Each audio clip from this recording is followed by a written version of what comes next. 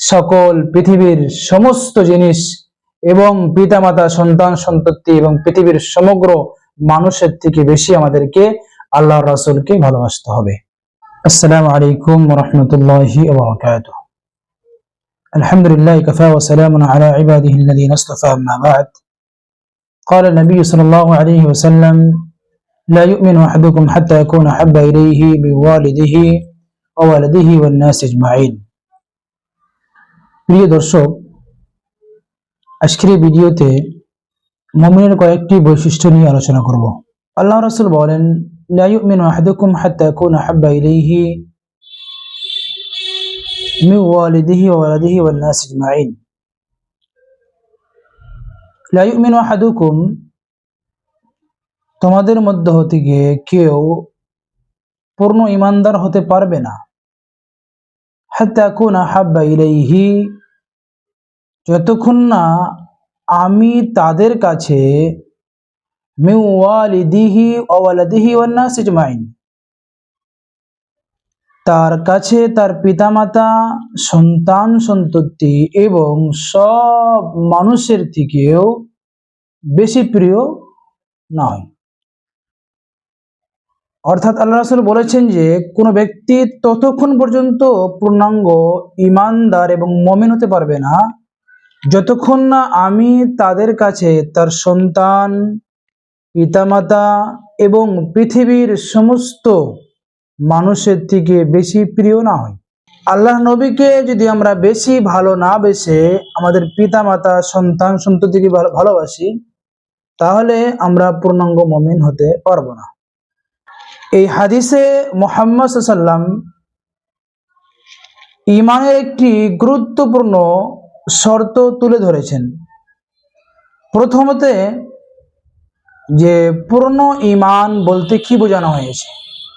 এখানে ঈমান বলতে মূলত পূর্ণাঙ্গ ও পরিপূর্ণ ঈমান বোঝানো হয়েছে।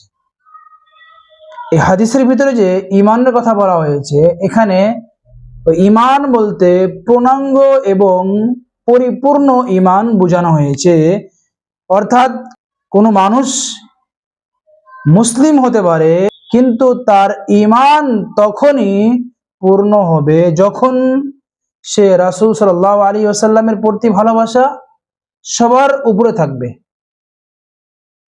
যখনই তার কাছে রাসূলের ভালোবাসা সকল মানুষের থেকে উপরে থাকবে, অর্থাৎ সে সবথেকে বেশি আল্লাহর রাসূলকে ভালোবাসবেন, তখন তিনি পূর্ণাঙ্গ মুমিন তাকে আমরা বলতে পারি এই হাদিসের অনুসারে।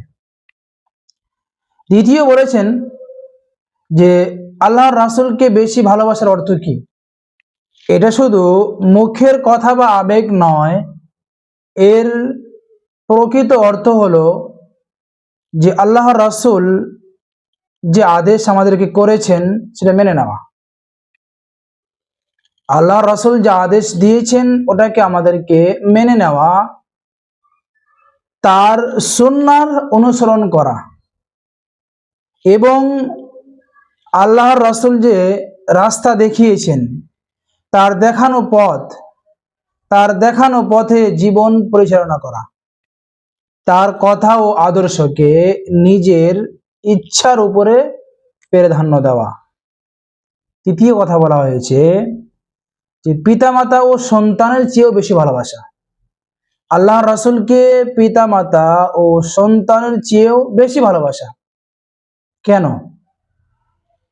কারণ আল্লাহর নবী আমাদের দুনিয়া ও আখিরাতের সঠিক পথ দেখিয়েছেন। তিনি আমাদের জন্য আল্লাহর দিক নির্দেশনা পৌঁছে দিয়েছেন।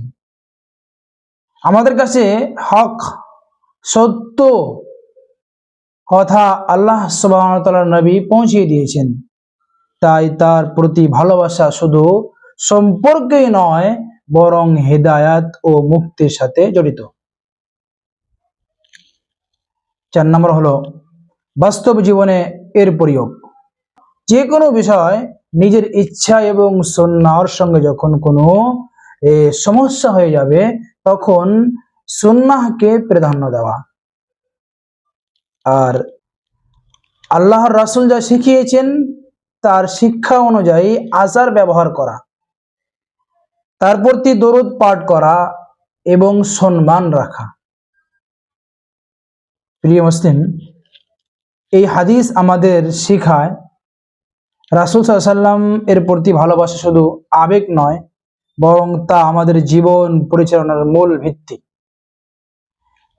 তাই অনুসরণ ছাড়া ঈমান পূর্ণাঙ্গ হতে পারে না। অনুসরণ ছাড়া ঈমান পূর্ণতা পায় না। আমাদেরকে শুধু মুখে এবং আবেগে আমরা যদি বলে দেই যে আল্লাহ রাসূলকে ভালোবাসি এবং আল্লাহ রাসূলের সুন্নাহগুলো আমরা মানি না, যখনই আল্লাহ রাসূলের সুন্নাহর কথা আসবে তখন আমরা নিজেকে অন্যদিকে ফিরিয়ে নেই। আমরা মুখে বলি যে হ্যাঁ আল্লাহ রাসূলকে আমরা ভালোবাসি, অনেক ভালোবাসি, কিন্তু যখনই সুন্নাহর কথা, আল্লাহ রাসূলের সুন্নাহ যখন চলে আসে তখন আমরা নিজেকে ওই জায়গা থেকে আলাদা করে নেই।